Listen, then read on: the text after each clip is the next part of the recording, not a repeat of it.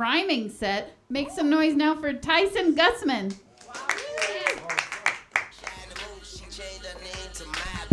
Thanks, everybody. Hey, before we get going, let's hear it one more time for your host, Kristen Rowan, huh? I asked to do stretch when I learned it wasn't athletic because my skill set tends more toward poetic.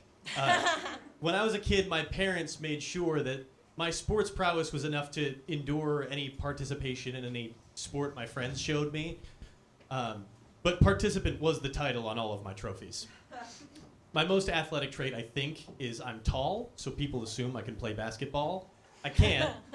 But more importantly, that wasn't the case when I played basketball in City League in the 5th grade. I was the smallest and weakest of all the draftees. But in City League, there's no draft. You just pay the fees. So I got on the team, and our color was blue. But our team name was whatever we chose as a crew. So, what would the crowds cheer when we scored the buckets? I wanted Blue Lightning.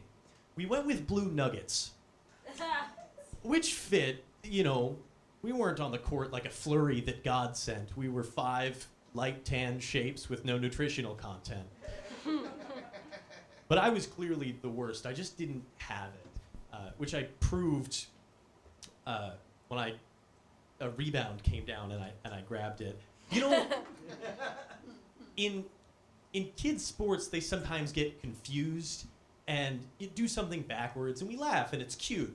So, listen, I shoot this rebound right off the scoop, and I missed, which was lucky, because it's the wrong hoop.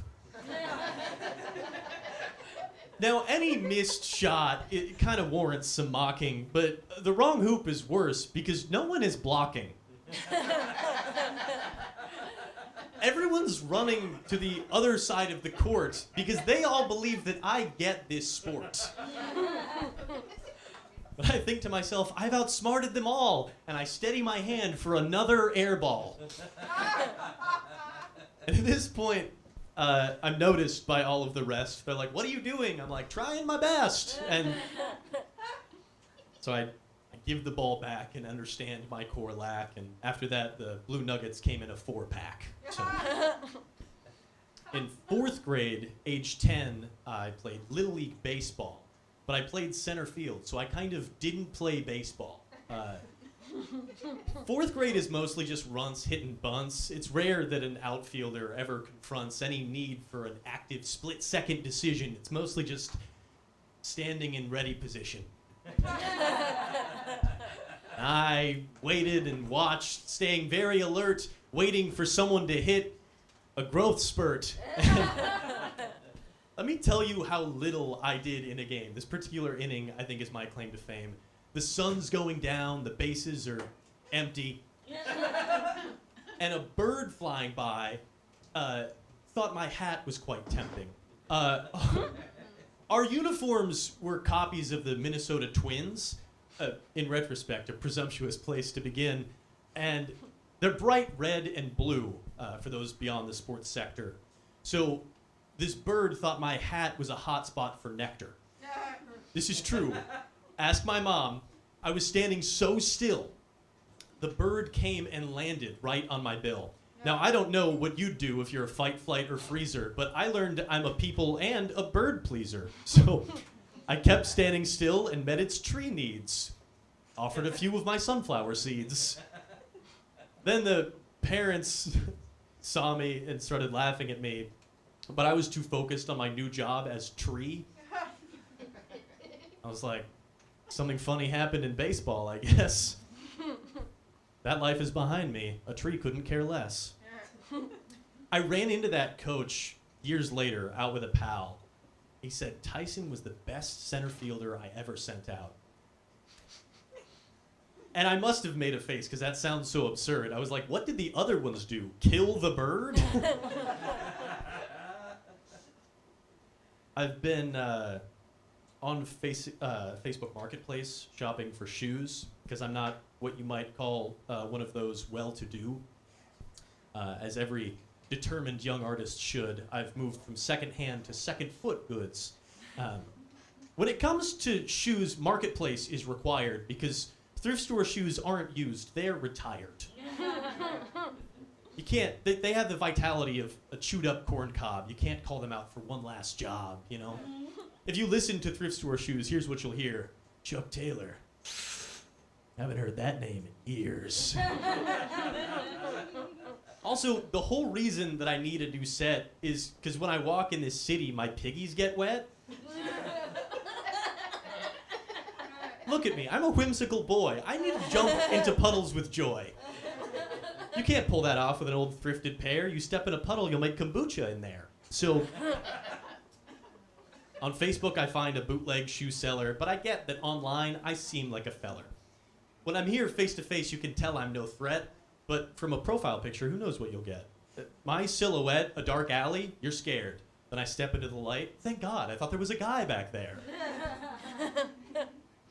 So, all that to say, no stress. I'm hunky-dory. When the lady texts, you'll meet with my boyfriend, Corey.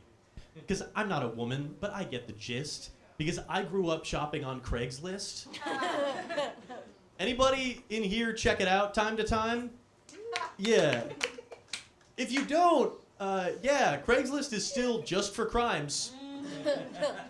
And sure, if you search, you'll find some nice threads, but the listing's like shoes for head. So, I'm meeting with Corey. No problem, you know?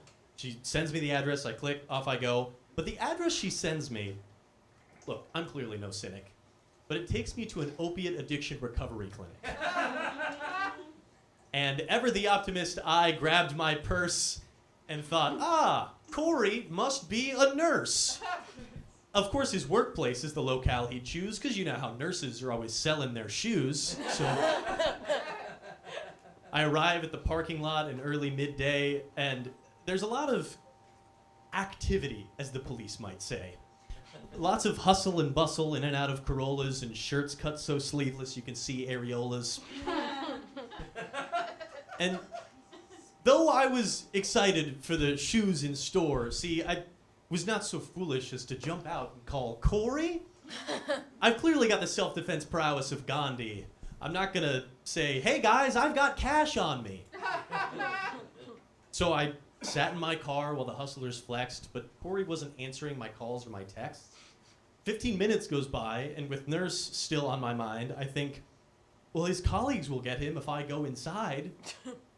So I walk in the doors, and it's immediately clear. I certainly, definitely should not be in here. Right? The stories I see are at critical mass, and the receptionists are sat behind violence-proof glass. This is not the right site for a marketplace find. But you can't walk into a clinic and then go, I've changed my mind. So I wait until someone says, how can I help you? I step up and say, I'm here to buy shoes. And she looked at me rather gently and sighed, as if to say, didn't you see? That happens outside. Before she replied, I meekly expressed, I was told the name Corey and sent this address. She said, I can't share the names of the patients, I fear.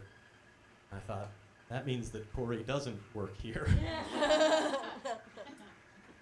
So I go to text Corey one more time from my car, but heard a knock, and behold, the security guard. I roll down my window, and he looks kind of pissed, and he's like, I don't know why people keep doing this. I don't care what Facebook told you. This is not a store, see? So I smartly deduced that this was also not Corey. Understood, sir? Sorry. Started my engine and tried to decide between forgiven and revenging. But I managed to find a kind thought to cope. Because that day, Corey made a decision for hope. He thought, you know, maybe today I love Fenty and Ox, but one day I'll get out of these grippy socks. And I'll lace up my Converse and keep my piggies dry.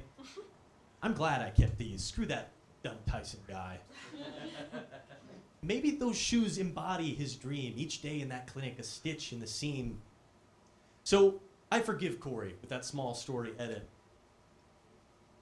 because when he recovers, I'm gonna take credit.